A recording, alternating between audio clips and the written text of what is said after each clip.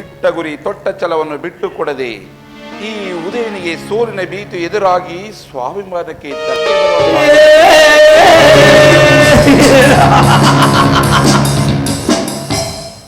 ನನ್ನ ಪಂಜರದ ಗಿಳಿಯಬೇಕಾದ ಲಕ್ಷ್ಮಿ ಪರ ಪುರುಷರ ತೋಳ ತೆಕ್ಕಿಯಲ್ಲಿ ಬಂಧಿಸಿ ಅವಳು ಬಂದಿಯಾಗಿದ್ದಾಳೆ. ಲಕ್ಷ್ಮಿ, ಹೇ ಲಕ್ಷ್ಮಿ, ನಿನ್ನ ಗಂಡನನ್ನು ಭೇಟಿಯಾಡಿ ಆ ಭೇಟಿಯನ್ನು ನಿನ್ನ ಮೇಲೆ ಚೂಬಿಟ್ಟು ನಿನಗೆ ಚಿತ್ರಹಿಂಸೆ ಕೊಟ್ಟು ನರಳಿ ನರಳಿ ಸಾಯುವ ಮಾಡಲಿಲ್ಲ ಅಂದ್ರೆ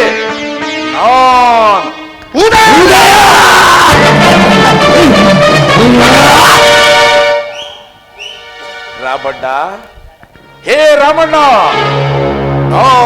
ನಾನೆಂದು ಎದೆ ಉಬ್ಬಿ ಮೆರಿತಿರುವೆಯಾ? ನಿನಗೊಂದು ಗತಿ ಕಾಣಿಸಿ ನಿನ್ನ ಕುಟುಂಬದಲ್ಲಿ ಬೆಂಕಿ ಬಿರುಗಾಳಿಯನ್ನು ಎಬ್ಬಿಸಿ ನಿನ್ನ ಸಂಸಾರಕ್ಕೆ ವಿಸದ ಹಾಲನ್ನೆರೆದು ಅಲ್ಲೋಲು ಕಲ್ಲೋಲು ಮಾಡಲಿಲ್ಲ ಅಂದ್ರೆ ನಾನು ಉದಯನಲ್ಲ.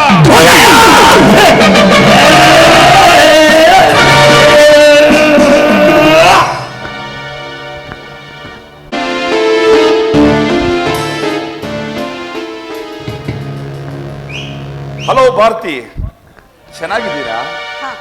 ಏನು ದೇವಸ್ಥಾನಕ್ಕೆ ಹೋಗೋ ತರ ಕಾಣ್ತಾ ಇದೆ? ಹೌದು, ದೇವಸ್ಥಾನಕ್ಕೆ ಹೊರಟಿದ್ದೀನಿ. ನೋಡು ಭಾರತಿ, ನಿನ್ನ ಹತ್ರ ಒಂದು ವಿಚಾರ ಮಾತಾಡ್ಬೇಕು ಅಂತ ಬಹುದಿನಗಳಿಂದ ಕಾಯ್ತಾ ಇದ್ದೆ. ಆದ್ರೆ ಒಂಟಿಯಾಗಿ ಇವ ಸಿಕ್ಕಿದೀಯಾ. ಏನು? ನನ್ನ ಹತ್ರ ವಿಷಯ ಮಾತಾಡ್ಬೇಕಾ? ಅದೇನು ವಿಷಯ ಅಂತ ಬೇಗ ಹೇಳು. ನಾನು ಮನೆಗೆ ಹೋಗ್ಬೇಕು, ದೇವಸ್ಥಾನಕ್ಕೆ ಹೋಗ್ಬೇಕು.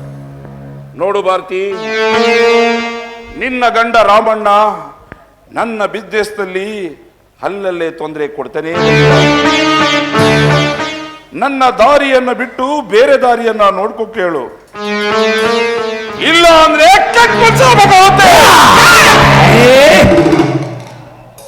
ನನ್ನ ಗಂಡನ ಬಗ್ಗೆ ಮಾತಾಡೋ ಯೋಗ್ಯತೆ ಅರ್ಹತೆ ನಿನಗೆ ಯಾವುದೂ ಇಲ್ಲ.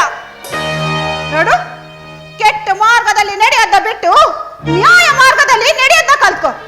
ಆಗ ನಿನಗೂ ಕ್ಷೇಮ, ನನಗೂ ಕ್ಷೇಮ.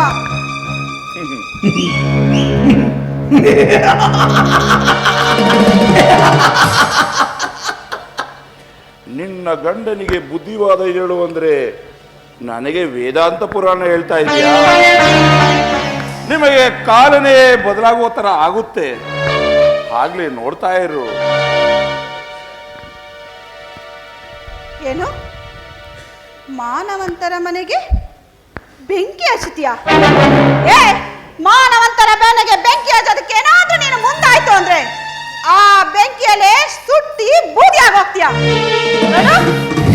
ನನ್ನ ಗಂಡನ ಕೆಣಕ್ ಬೇಡ್ವೋ? ಕೆಣಕ್ ನೋಡು, ಅದ್ರಲ್ಲೇ ವಿನಾಶ ಆಗ್ಬಿಡ್ತೀಯ. ಹುಷಾರಾಗಿರು.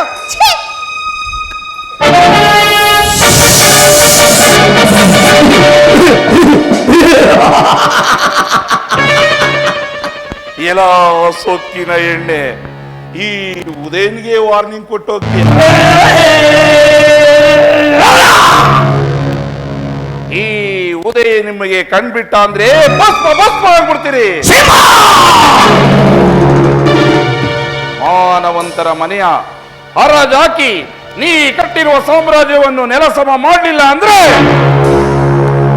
ನಾನು ಉದಯನೇ ಅಲ್ಲ.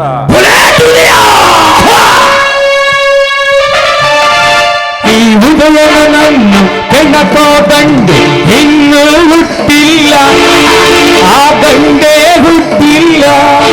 ನಾ ಇಟ್ಟರೆ ಶಾಪ, ಪಟ್ಟರೆ ವರ, ಮಾತು ಮೀರಲ್ಲ. ನಾ ಯಾರನ್ನು ಉಳಿಸೋಲ್ಲ. ಆ ಭೀಮನ ಬಲದವನು, ಚಾಣಕ್ಯದ ಛಲದವನು, ಈ ಊರಿನ ಹುಲಿ ನಾನು. ಹಾವಿನ ದ್ವೇಷ 12 ವರುಷ, ಹಾವಿನ ದ್ವೇಷ 12 ವರುಷ, ನನ್ನ ರೋಷ 100 ವರುಷ, ಹಾವಿನ ದ್ವೇಷ 12 ವರುಷ.